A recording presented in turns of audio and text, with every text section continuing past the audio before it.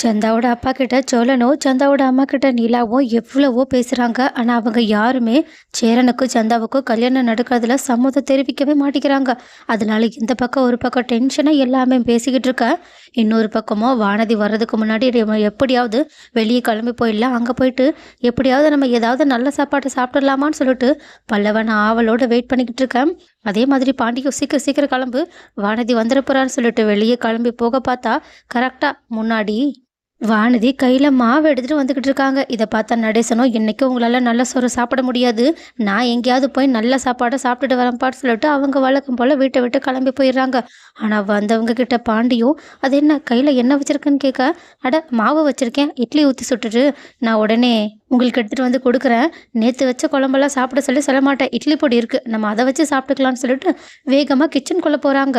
பல்லவனும் பாவம் போல் பாண்டியை பார்க்க, பாண்டியோ இரு நான் ஏதாவது சொல்லி சமாளிக்கிறேன்னு சொல்லிட்டு வானதி கிட்ட வந்து, வானதி என்ன பண்ணிக்கிட்டு இருக்க, நீ ஏற்கனவே காலேஜுக்கு வர போகணும், இப்போ நீ சமைச்சுக்கிட்டு இருந்தா கரெக்டாக இருக்காது, வா நம்ம 3 பேரும் ஏதாவது ஹோட்டலுக்கு போயிட்டு நல்லா சாப்பாடு சாப்பிடலாம், நானே உன்னை காலேஜுக்கு போய் விட்டுறேன்னு சொல்லிட்டு கூப்பிட்டு பார்க்குறாங்க. ஆனால் வானதியும் என்ன பாண்டி இப்படியெல்லாம் சொல்லிக்கிட்டு இருக்கா, அதெல்லாம் முடியாது, அவங்க ஊர்லேருந்து வர்ற வரைக்கும் நான் கண்டிப்பாக வெளியே உங்களை சாப்பிட விடவே மாட்டேன், நான் தான் உங்களுக்கு சாப்பாடு செஞ்சு தருவேன், நகரு நகரு இன்னும் 10 நிமிஷத்தில் நான் இட்லி சொல்லணும், டிஃபன் செய்யணும், அது இதுன்னு நிறைய லேட் ஆகும் அப்படின்னு சொல்லிட்டு அவங்க சாப்பாடு செய்ய ஸ்டார்ட் பண்ணேன். இதை உள்ள வந்து பார்த்தா பல்லவனுக்கோ மனசே கேட்கல, அப்படியே உடைஞ்சு போய் அவங்க சோஃபால உட்காந்துடுறாங்க. பாண்டியும் இவகிட்ட என்ன சொல்லி இவளை இங்கேருந்து அனுப்புறதுன்னு தெரியாம திகைச்சு போய் நின்றுக்கிட்டு இருக்க.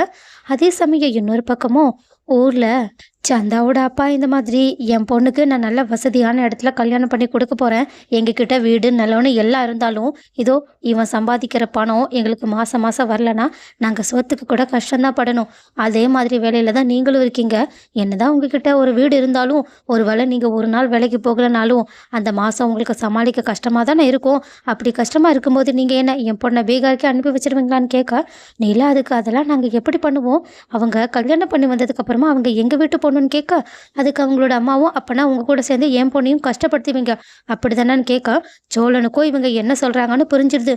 அது மட்டும் இல்லாமல் அவங்களோட அப்பாவும் நாங்கள் சொந்தத்தில் கொடுத்ததா பழக்கம், அதே மாதிரி வெளியே கொடுக்கறதா இருந்தால் ஒரு வேளை நீங்கள் பணக்காரங்களாக இருந்தால் கூட அந்த காரணத்தை சொல்லி கொடுப்போம், ஆனால் உங்ககிட்ட சொல்லிக்கிற மாதிரி அதான் சொத்து ஒன்றும் கிடையாதுன்னு சொல்ல, சோழனதுக்கு அப்போனா நாங்கள் 25 லட்ச ரூபாய் பணத்தையும் 30 பவுன் நகையையும் உங்கள் பொண்ணுக்கு 6 மாதம் கழித்து போட்டா நீங்கள் கண்டிப்பாக சேரனுக்கு உங்களோட பொண்ணை கல்யாணம் பண்ணி கொடுப்பீங்களான்னு கேட்க, இதை கேட்டுட்டு அவங்களோட அப்பா அம்மா 2 பேருமே ஷாக் ஆகிட்டு முகத்தை பார்த்துக்கிறாங்க.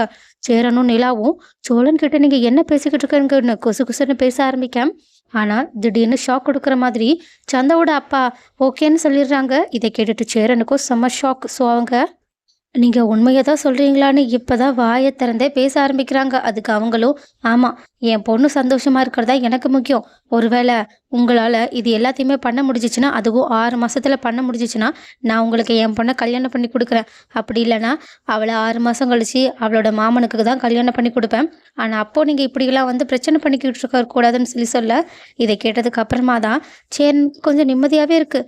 ஆனாலும் இப்படி பணம் நகையெல்லாம் நம்மளால் எப்படி அரேஞ்ச் பண்ண முடியும்னு அவங்க பதட்டத்தோடு தான் இருக்காங்க. ஆனால் இந்த பக்கம் இப்படி ஒரு பரபரப்பு போய்கிட்டு இருக்க, இன்னொரு பக்கமும் இதுக்கு மேலேயும் பல்லவனால இந்த மாதிரியான சாப்பாடெல்லாம் சாப்பிட முடியாதுன்னு அவங்க கொதிச்சு எழ ஆரம்பிக்க, பாண்டியும் அதே மாதிரி தான் வானதி கிட்ட பொலைட்டா சொல்லி பார்க்குறாங்க. ஆனால் வானதியும் எதையுமே கண்டுக்கிற மாதிரியே தெரியல. இதனால அவங்க கோபத்தில் வானதியை திட்டவே ஆரம்பிச்சிடுறாங்க. 2 பேருக்கும் மிகப்பெரிய சண்டையே போய்கிட்டு இருக்குன்னா பார்த்துக்கோங்களேன். ஸோ இப்போ அடுத்து என்ன நடக்க போகுதுன்றதை பொறுத்திருந்து பார்க்கலாம்.